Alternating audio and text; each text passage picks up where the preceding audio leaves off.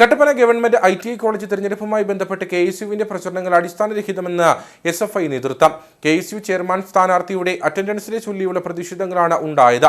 College അധികൃതരുടെ ഭാഗത്തു നിന്നുണ്ടായ തെറ്റുകൾ മറച്ചുവെച്ച് അധികൃതർ KSUവിനെ ചൂട്ടുപിടിക്കുകയാണ്. ഇതിനെതിരെ കോളേജ് ക്യാമ്പസ് പരിസരങ്ങളിൽ SFI പോസ്റ്റർ പതിപ്പിച്ചു. SFIയെ സംരക്ഷിക്കാൻ കോളേജ് അധികൃതരും ബോർഡ് അംഗങ്ങളും ശ്രമിക്കുന്നതിന്റെ ഭാഗമായിട്ടാണ് ഇലക്ഷൻ നീട്ടിവെക്കുന്നത് എന്നാണ് KSU ഉന്നയിച്ചിരുന്ന ആരോപണം. ഈ വാദങ്ങൾ അടിസ്ഥാനരഹിതമാണെന്ന് പ്രസ്താവിച്ചുകൊണ്ടാണ് SFI രംഗത്ത് വന്നത്.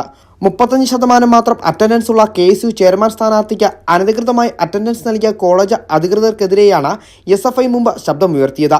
ഈ പ്രതിഷേധം വളച്ചൊടിക്കാനാണ് കുപ്രചരണങ്ങളുമായി KSU രംഗത്ത് വന്നത് എന്നും ജനാധിപത്യ രീതിയിൽ തെരഞ്ഞെടുപ്പ് നടക്കണമെന്ന് തന്നെയാണ് SFIയുടെ നിലപാടെന്നും നേതാക്കൾ വ്യക്തമാക്കി.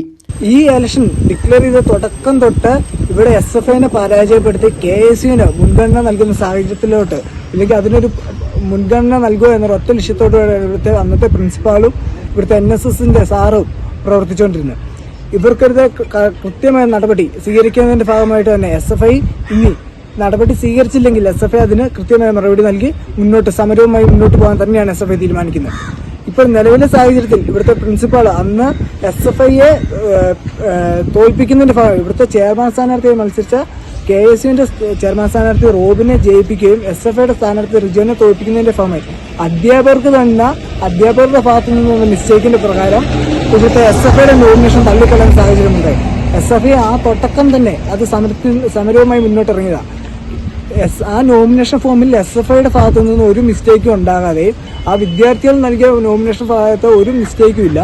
എന്നാൽ അധ്യാപകർ ചെയ്യേണ്ട കാര്യങ്ങൾ കൃത്യമായി ചെയ്യാതെ നോമിനേഷൻ തള്ളുന്ന സാഹചര്യമുണ്ടായി.